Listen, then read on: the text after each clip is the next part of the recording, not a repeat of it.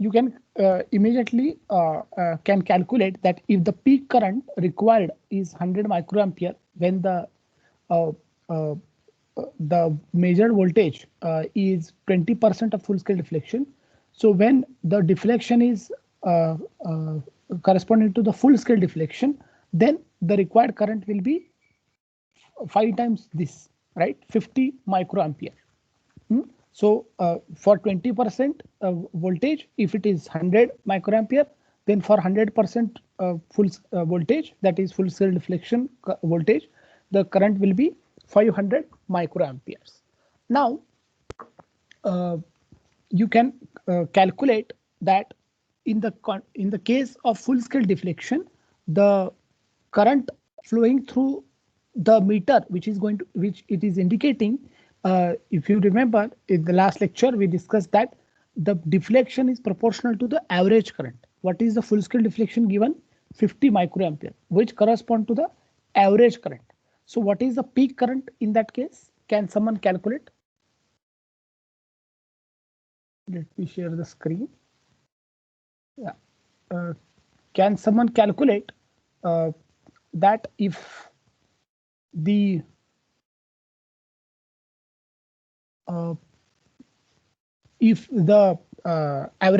average current is 50 microampere, what is the peak current?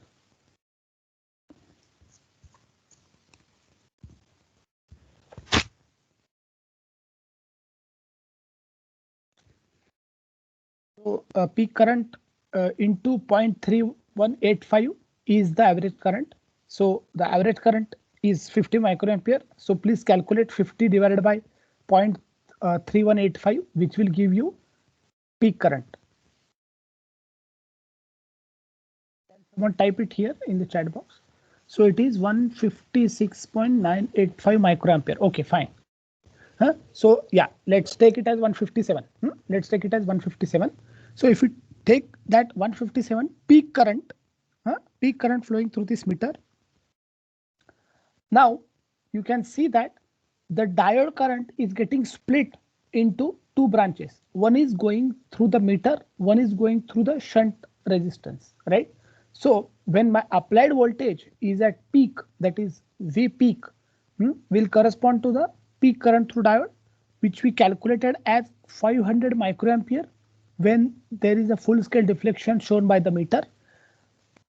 In the case of full scale deflection, we just calculated that the peak current flowing through the meter is 157 microampere, but the diode current was 500 microampere. So what is the remaining amount of current and where it is flowing through?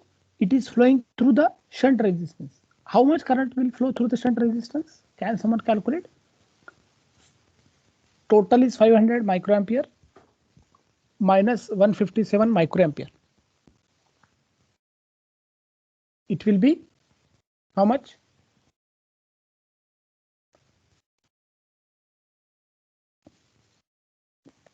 (500 minus 157).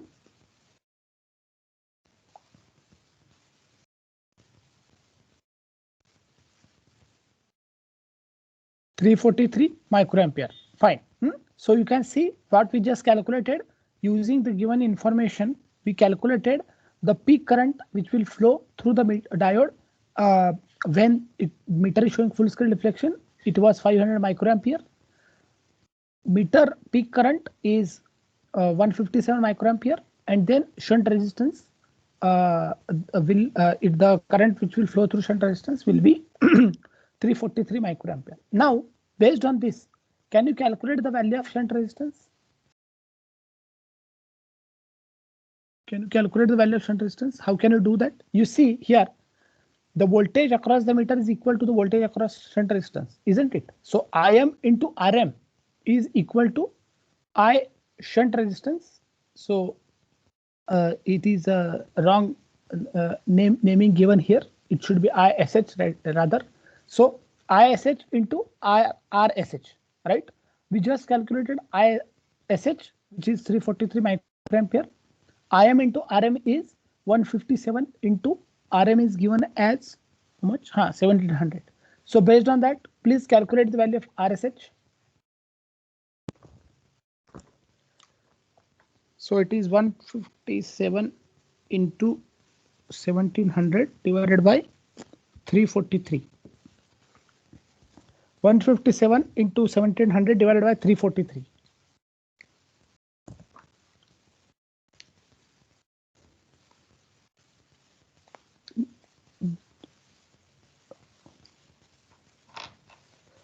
Yeah, it is 778 ohms. Correct. Huh?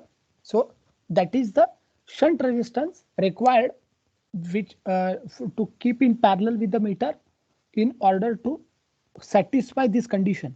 Okay, we just mentioned satisfy the condition of minimum current required that should be flown through the diode to operate it beyond knee voltage. Now, based on this, and based on the previous calculations which we did for full wave rectifier, can you calculate the value of series resistance required when my voltage range I want is 50 volt RMS?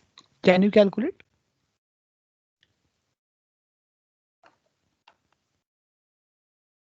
When the input voltage is 50 volt RMS, we need to consider the peak voltage, right? VP.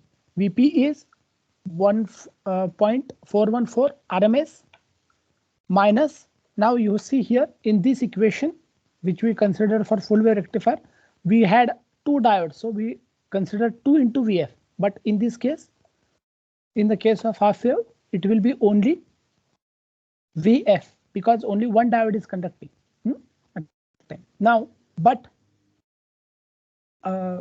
in this there is not only a voltage drop across this, we need to consider the we need to consider the voltage drop across the meter as well. So V peak minus Vm, that is the voltage drop across the meter, minus Vf, that is the voltage drop across diode, divided by the peak current flowing into the circuit, and that is 500 microampere.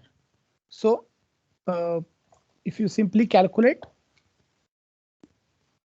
it will be, let's say, 1.414 into 50 volts minus RM. You can calculate as 157 into 1700 minus 0.7 volt, considering the silicon diode, divided by 500 microamperes. To that, what will be the value? 1.414 into 50 minus 157 into 1700 minus 0.7 divided by 500 microamperes. Sorry, 157 is also microampere. Okay, so into 10 raised to minus 6 you have to do. It is coming out to be how much? 139.5. Yeah, okay, 139.5 kilo ohm. That is the series resistance which you will keep to obtain the required voltage rate. You see, now you have now designed a circuit which will operate as a voltmeter, AC voltmeter, which is designed using half wave rectifier, and at the same time you have made sure that the diode will not operate below knee voltage and the calibration of the meter will not be affected. So you have made sure by designing appropriate values of shunt resistance and series resistance.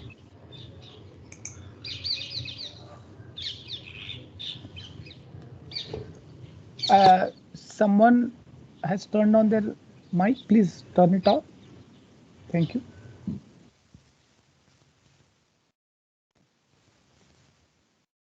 Now, can we extend the similar design for measurement of AC current? Till now, we had considered AC voltage. In the case of AC current, as you can see here, the arrangement is such that we use a current transformer to change the range of the current which we are trying to measure, and then convert this current into a voltage. And then, as you can see, I have marked it here. This construction is exactly the construction of full wave rectifier voltmeter. It is just that this voltage which we are measuring is generated by passing the secondary current of the current transformer through a load resistance.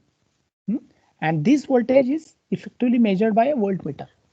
So we are converting the current need to be measured into first voltage, and then that voltage is measured, and the meter will be calibrated in terms of the current. Okay, meter will be calibrated in terms of the current. Now, in order to do the calculation for this, hello, am I audible? Hello. Yes, sir. Okay, fine, thank you.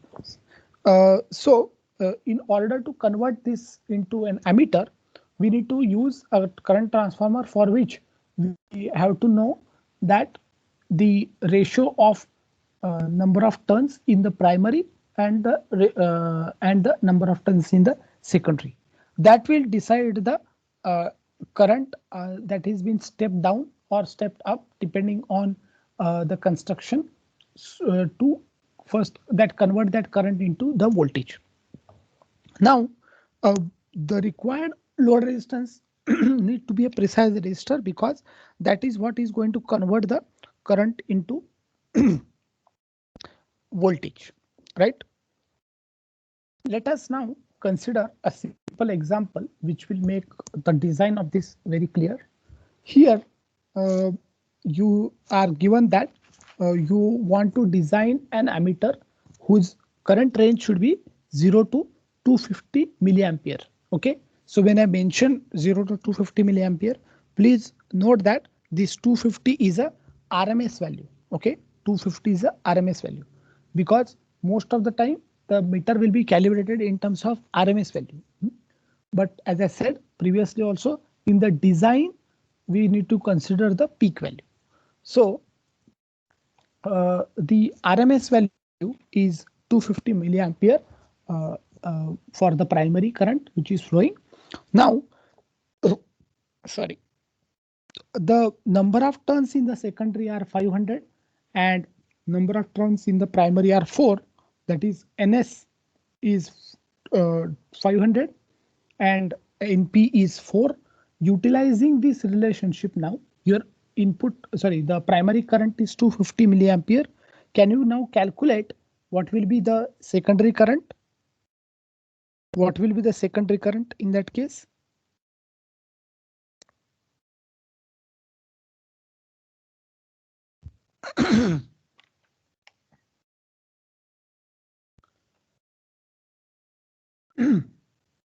NS is how much? 500. NP is 4. 250 milliampere is the primary current. Yeah, 2 milliampere. 2 milliampere is the RMS current which is flowing through the secondary. IS now is, remember, IS is 2 milliampere RMS. Okay. Now, you are given the meter current here, meter current, which is given as 1 milliampere. Okay. Now remember, this full scale deflection current 1 milliampere correspond to which value? RMS or peak or average? RMS, peak or average? Full scale deflection current of the meter 1 milliampere correspond to which value? Average, RMS or peak?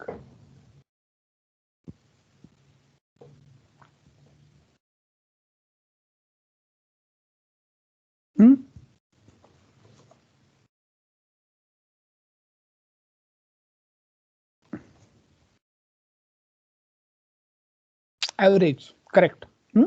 Average. Now I want to convert it into peak first, because as I said, in the design of this resistance of the meter, we always consider the peak value. Now to convert it into peak value, what is the formulation we used? Average current is 0.637 times I peak. So please calculate the peak value. If my average current is 1 milliampere,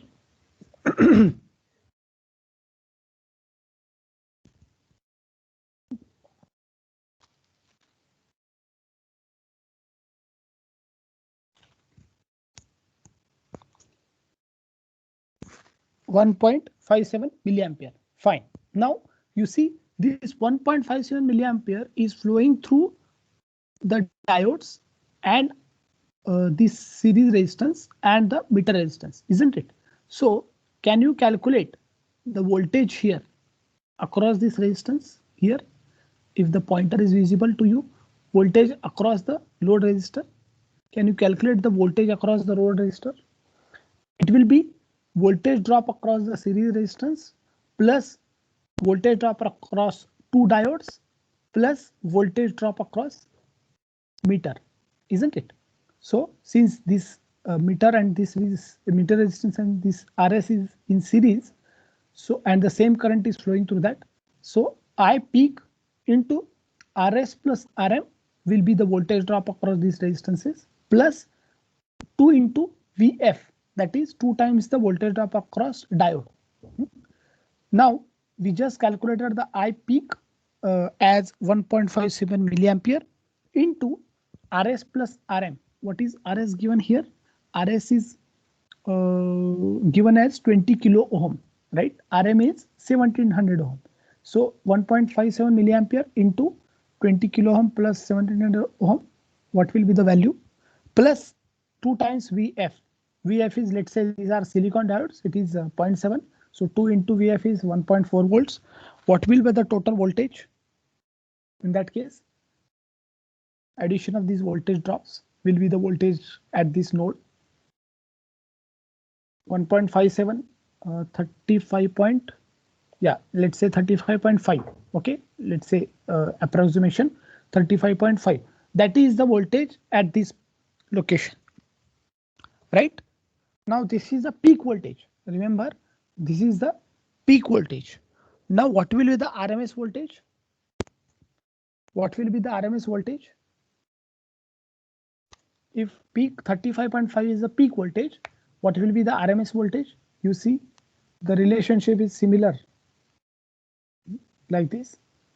Peak and RMS, please utilize this formulation and calculate the RMS value, RMS voltage at this.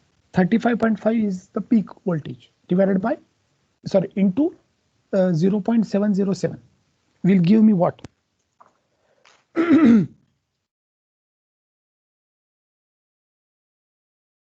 25.1, yeah, 25.1 volt. Now you see, we have calculated secondary RMS, right? Secondary RMS, secondary RMS current as how much was the secondary RMS current? 2 milliampere, right? 2 milliampere, right? Now, what will be the what is the RMS current which is flowing into the circuit here, into this portion, that is the voltmeter which is shown here, into this circuit RMS. We calculated peak value, right? We had calculated peak value. In fact, we had calculated, we are given average value as well, which is 1 milliampere. What will be the peak value? Sorry, RMS value, 1.1 times of that RMS, sorry, average value, right? Average is 1 milliampere. So the RMS current flowing into this is 1.111 milliampere, right? 1.11 into 1 milliampere is 1.11 milliampere. Now this 2 milliampere is getting split. 2 milliampere is getting split into the load current here, IL, and the current into this circuit.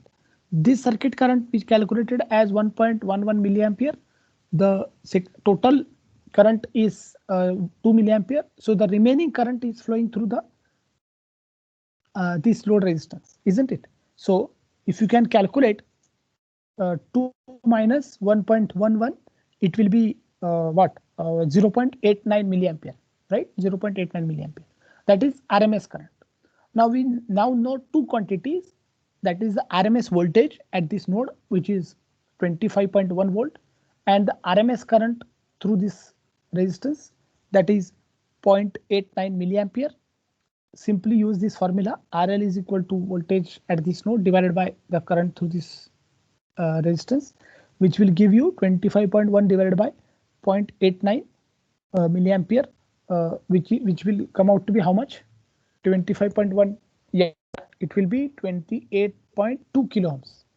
28.2 kilo ohms. Now you have now calculated the required load resistor in order to generate the voltage, okay, which will create a deflection proportional to the given current range, right? Now you can utilize these values of resistances and the transformer of given specification, that is the number of turns, and you can now calibrate the instrument which will measure the current from 0 to 250 milliampere in bracket RMS.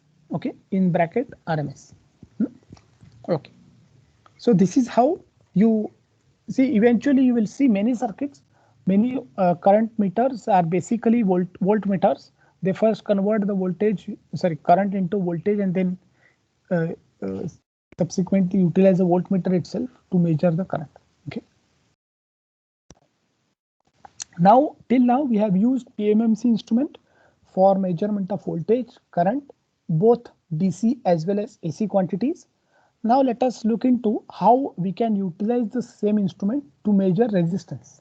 Okay, so this is a series ohm meter wherein the resistance to be measured is placed in series with the meter. That's why the name is series ohm meter, and it has a nonlinear scale which is shown here, and which will become clear from this equation, because the current which is flowing through the meter is inversely proportional to the unknown resistance, and that is the reason why the scale is non-linear. Okay, now as you can see in this circuit, you have a meter and its internal resistance is represented by Rm.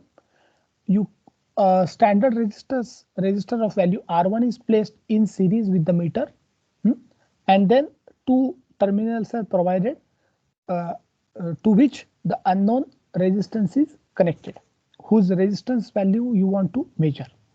And then there is a standard voltage supply which is supposed to provide a constant voltage throughout, EB, because that current through the meter is function of EB as well, isn't it?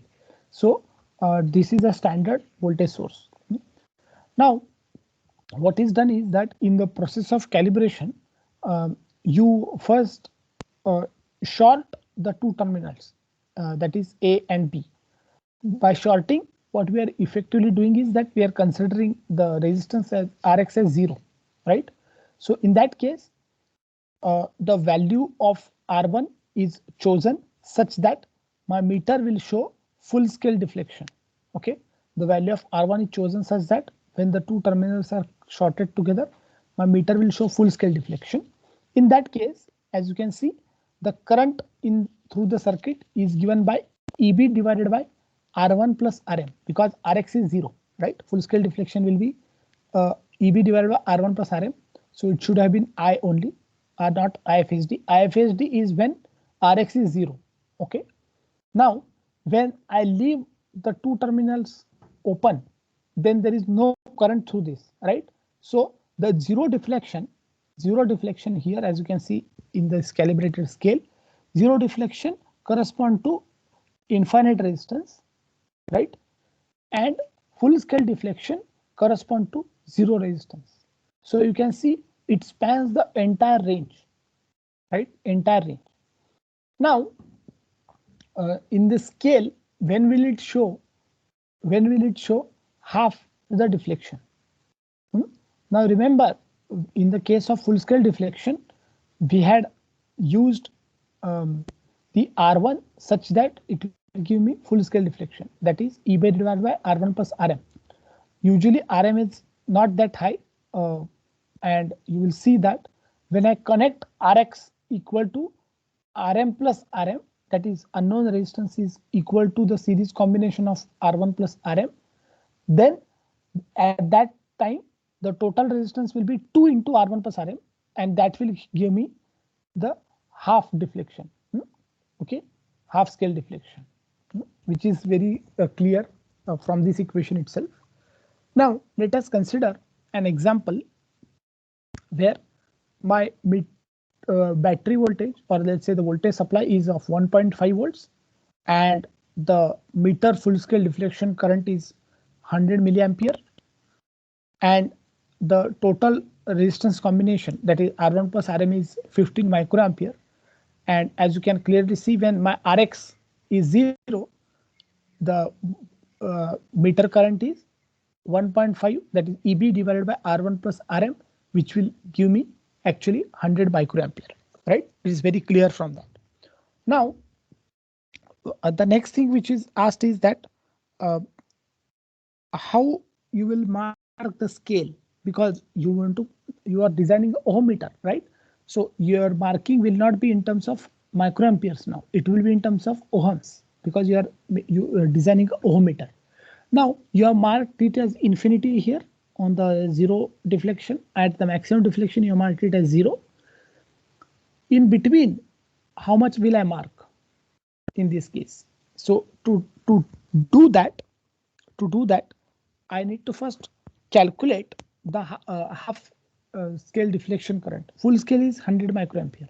Half scale will be 50 microampere, right? So if I put 50 microampere here, then Rx plus R1 plus Rm will be EB divided by 50 microampere, which will come out to be 30 kilo ohms, right? Total is 30 kilo ohms, but R1 plus Rm is 15 kilo ohm, isn't it? So Rx will be 15 kilo. 15 plus 15 is 30. So please calculate 1.5 divided by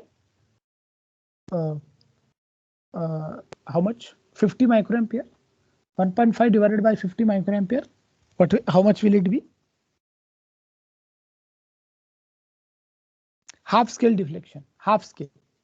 Yeah, 30 kilo ohms, right? Now this 30 kilo ohms means Rx plus R1 plus Rm is 30 kilo ohm. But we are already told that R1 plus Rm is 15.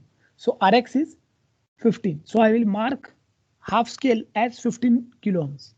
Now, what will be the 0.25 times the full scale deflection current? 0.25 times full scale deflection current will be 25 microampere. Now calculate 1.5 volt divided by 25 microampere. How much will be the resistance? 1.5 divided by 20 microampere, 60 kilo ohm. So 60 minus 15 will be, yes, you see here 45 kilo ohms, right? 16 minus 15. Similarly, please calculate 0.75. 0.75 of the full scale will be 75 microampere. 40 minus 15.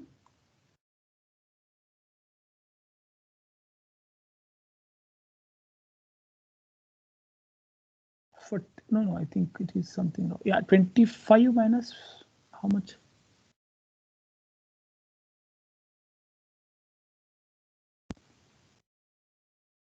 No, I think 0.75.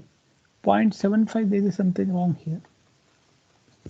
For 75 microampere, how much will be the voltage? Sorry, how much will be the current?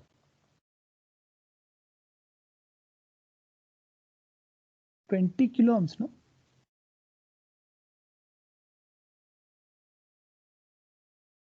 Yeah, 20 kilo ohms. Yeah. So 20 minus 15 will be 5 kilo ohm. Yeah, this is correct. 5 kilo ohm. Right? Huh? Now you can see here, your scale is non-linear, clearly visible. It is sparse on the larger deflection side, and at lower deflection it is cramped, right? You see only this much space is there to measure the resistance from 45 kilo ohms to infinity resistance, right? All the values will be cramped here. So this is the nonlinear type of resistance. Now this this circuit has an issue with this voltage source, as I mentioned, right? So when you use a battery, let's say of 1.5 volts to design a simple meter like this, then since the current deflection is proportional to the voltage supply as well. Any variation in this voltage supply, because anyway you are using RM, that is meter this resistance as standard resistor, it will not change significantly over time, but this voltage will drop over time, right? The voltage level will drop, and then in that case, even if your Rx is let's say 15 kilo ohm, and R1 plus R1 is 15 kilo ohm, your deflection will be less than this, less than 50%, because your EB has dropped. Now you want to make the circuit, independent of this voltage drop, or provide give a provision to recalibrate the instrument in the case when the voltage drops. So to do that, we have a arrangement where we provide ohm meter with zero adjust feature. Herein, what is done is, in the same circuit, it is just that you keep parallel resistor across the meter, as you can see, R2 resistance, and it is variable resistor. Okay, it is a variable resistor. How you can utilize this variable resistor to adjust the calibration irrespective of the drop in the supply voltage EB. Now, what is done is, here, as you can see, the equation now changes from this. Here the meter resistance RM is being replaced by the parallel combination of R2 and RM. And the parallel combination of R2 and RM is usually much less compared to this series resistance R1. So when the two terminals are shorted together to show the maximum deflection, the current flowing through this is, you can approximate it as EB divided by R1. Okay, EB divided by R1 plus Rx. Sorry, here, because this parallel combination is much smaller compared to R1. Let us take an example. It will be more clear from that.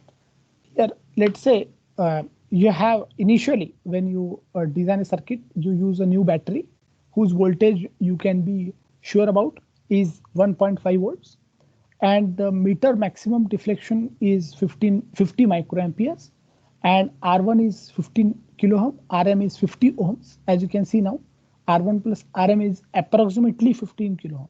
Okay, 15 kilo ohm plus 50 ohms is approximately 15 kilo ohm. R2 is 50 ohms. Okay, R2 is 50 ohms. So how this R2 can be adjusted so that it will give me the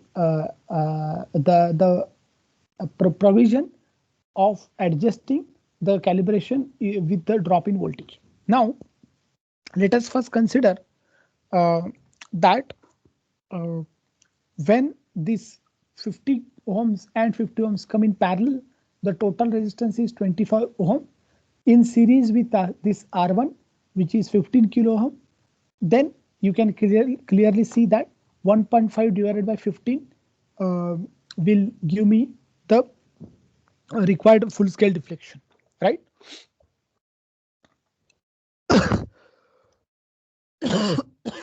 Yeah. Now we need to have an arrangement where we can calculate the value of R2 in the case when the voltage drops down, right? So let us now consider the first scenario where my Rx is 0 when I short circuit. You remember, in the case of series ohmmeter also, in order to calibrate, we first shorted this resistance and then calibrated the meter. When we do that, the I think I wrongly written here. When the meter is, sorry, the voltage is 1.5 volts, the meter will indicate a full scale deflection, and it will be corresponding to EB divided by RM, R1 plus RM, when Rx is 0. So RM is so small that I can replace it with the EB by R1. 1.5 divided by 15 kilo ohms will be 100 microampere. Oh, I think I made a mistake. Let me correct it.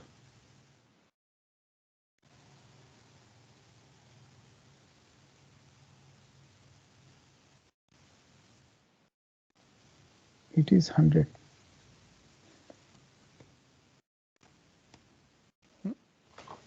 100. Yeah.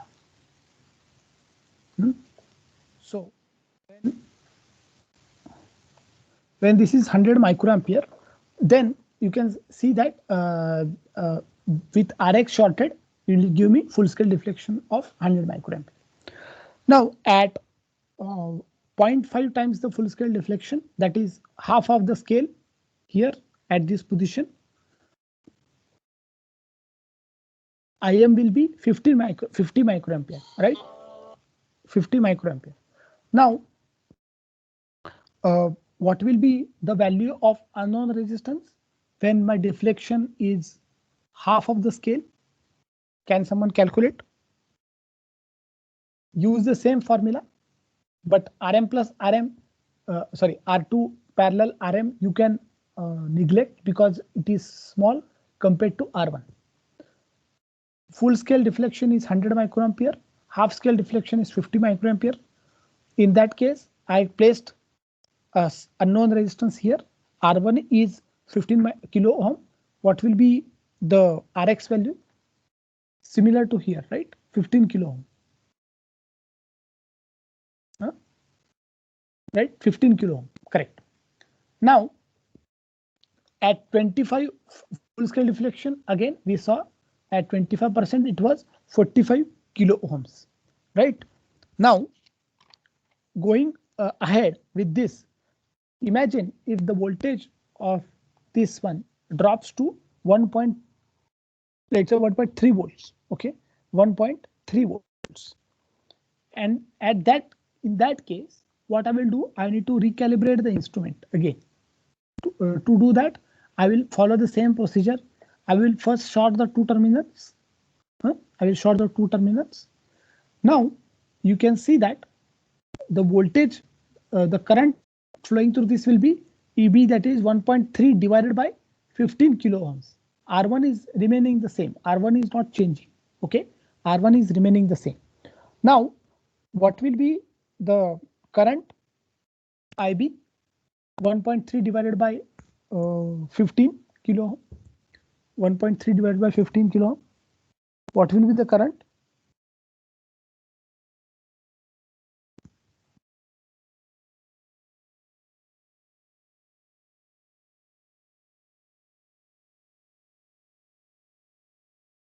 FSD is 50 microampere. IB divided by 2. What I'm saying is R2 by R2 parallel RM, right? You neglect it because it is small. When I short these two terminals, what will be the current? EB divided by R1, right? EB divided by R1. Now EB is dropped down from 1.5 to 1.3. So 1.3 divided by R1, that is 15 kilo ohms. What will be the current? 1.3 divided by 15.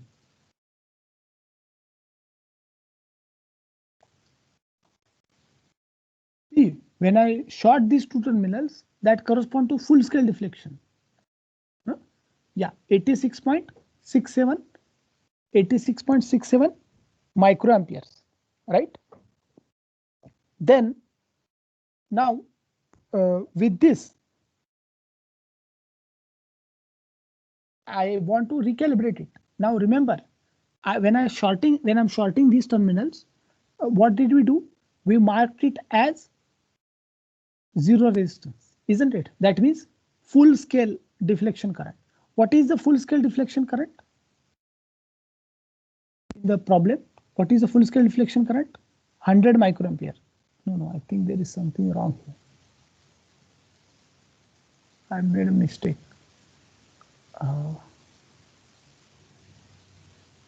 R1 plus, let me just, I made a mistake with RM, is it?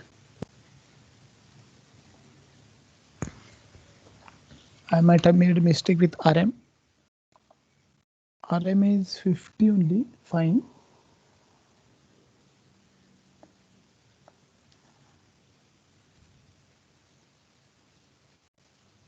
RM is 50.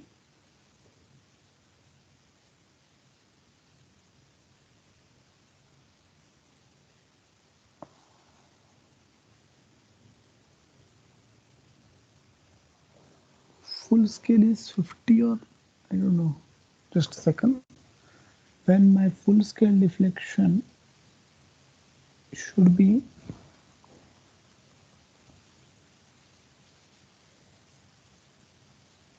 oh sorry, I made a mistake here. Yeah, I realize what Bala had to say. Correct. What mistake I did was here is this.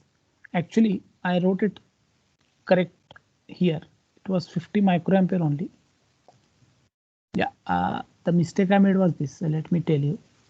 You see, the difference between the previous circuit and this circuit was, as I mentioned, even though I'm neglecting this R2 by Rm, the current is getting divided, right, in these two branches.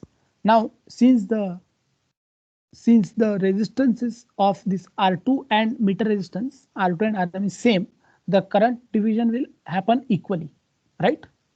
Current division will happen equally.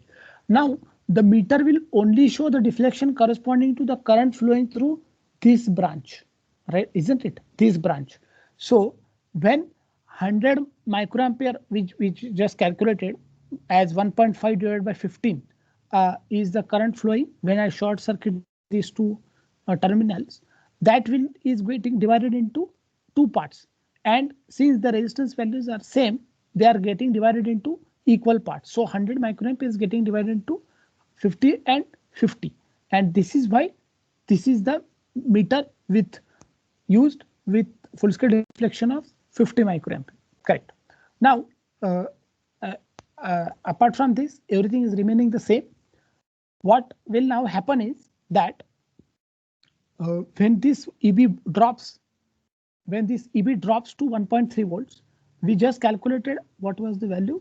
86.67 current uh, uh, will flow as IB, right? But remember, I want to use this circuit again to measure unknown resistance irrespective of drop in EB.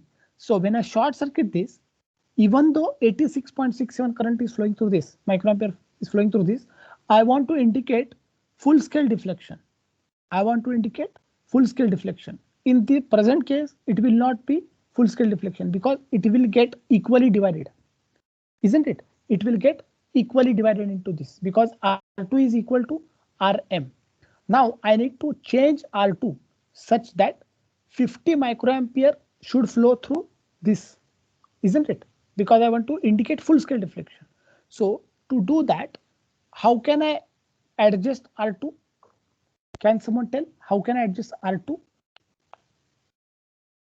You see, I can adjust R2 by calculating Im into Rm, right? Now I want is 50 microampere. Rm is already given, which is 50 ohm. So 50 microampere into 50 ohm is actually equal to the current flowing through R2 into value of R2. Now I don't know what the value of R2 I need to adjust, but I know the current flowing through this. It is 86.67 minus 50, right? Lesser current is now flowing through this because I have increased the value. So what will be the value of R2 in this case? Can someone calculate?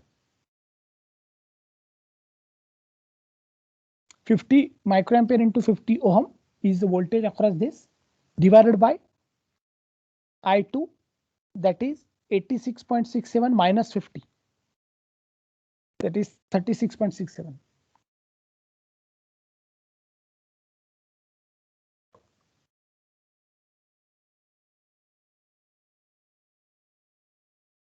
Fifty microampere into 50 ohm divided by 36.67. It is 68.3 ohms, right? 68.3 ohms. You see now, I increased the value of R2 such that the current level in meter when I short circuit these two terminals is maintained as full scale deflection, irrespective of the drop in EB, right? So this feature of adjustable resistor kept in parallel with the meter allows you to use the ohm meter in the case of drop in supply voltage. So this is the a nice and simple arrangement which is used. Now we are now moving on to the next topic of analog electronic instrument. The purpose remains the same. We are interested to measure electrical quantities that are current, voltage, and your resistance. However, till now we are using moving coil instrument, and there are certain limitations associated with this moving coil instrument, and the main reason being that the required current level to drive the pointer can be quite high. That means the supply voltage for the voltmeter should be significantly high. But in practice, let's say in some certain circuits, we want to measure very low voltages, then it cannot be used. Those moving coil instrument cannot be used directly. So in certain situations, we require analog electronic instrument. At the same time, the resistance, if you see in the design of voltmeter, one of the important parameter which I mentioned was the voltmeter sensitivity, isn't it? So that is quite low in the case of moving coil instrument. So they uh, they effectively show significant loading effect when you try to measure voltage across certain branches of a circuit. They provide the loading, and the measured voltage itself is wrong. So in that case, the electronic instrument tend to offer better performance in this context, where they provide high input resistance, and when the voltage levels are low and not able to drive the PMMC instrument, they actually provide amplification feature to first amplify the voltages, and then we measure the amplified voltage. And if you know the amplifying factor, the calibration is much easy. There is no problem. Now there are two versions available. In the case of analog electronic instrument, you perform this operation of providing this high input impedance and amplification, and subsequently the altered voltages are converted, are either displayed on analog display or digital display. In the case of analog display, you use PMMC instrument. In the case of digital display, you have to first convert it into digital and then show it on this 7-segment displays which you are using in your lab. One of the first analog electronic voltmeter is shown here, a very simple design. And this very simple design, how it can extend the feature of input impedance is shown here. As you can see, the circuit is exactly the same. If you remember the voltmeter design, DC voltmeter design, the meter is shown here with its resistance, RM shown as internal resistance. We designed voltmeter with the series resistor value calculated depending on the range of the voltage I want to measure. A change which is made here is that we use a transistor here, BJT, such that its connector is connected to a VCC terminal supply voltage, and the emitter is connected to the series resistance here, as you can see. And the voltage which you are trying to measure is now applied not across this resistor, excuse me,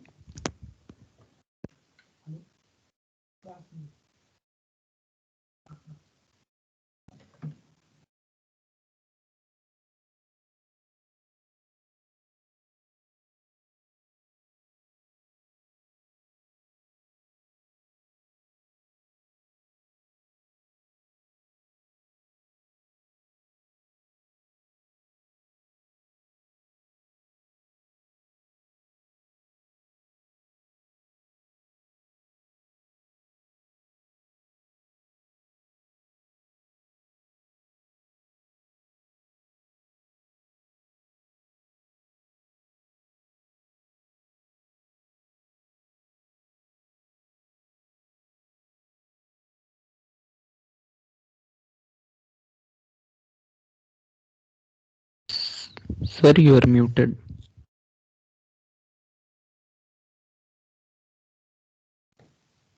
I don't know why. Yeah. So the current which is flowing through the meter hmm, is uh, derived directly from the voltage you are trying to measure in the previous case, isn't it? In the case of moving coil instrument, simple moving coil instrument. But here what is done is, here the emitter current is actually the current flowing through the meter, and the current drawn from the voltage you are trying to measure is the base current, right? And you might have already seen that the relationship between the base current and emitter current is given by this, where the base current is emitter current, which is the meter current in this context, divided by HFE, right? Current gain associated with the BJT, isn't it? Now, this current gain is usually significantly high. You can see, let's say the typical value is 100. Hmm? Now, what is happening is that the current drawn from the meter, current drawn from the voltage you are trying to measure is significantly lower, and effectively it is offering high input impedance. So what is the input impedance in this? E divided by IB, and IB is very low because let's say the meter current is 1 milliampere divided by 100, that is 0.01 milliampere, means how much? uh, 10 microampere. So E divided by 10 microampere, that will be very large value. So when there is no transistor, the resistance offered is Rs plus Rm. But now it is E divided by IB, which is much large compared to the normal circuit without transistor. So this emitter follower provides you a feature of high input impedance. But remember, it comes at a cost of using external voltage supply, VCC. In the previous case, it was a passive instrument. Now it is an active instrument. We require external supply voltage to operate it as a voltmeter. So with this, we'll close down. We'll see this calculation in the next class, because you might be having another class now. It's already 11. So I'm closing it. Thank you.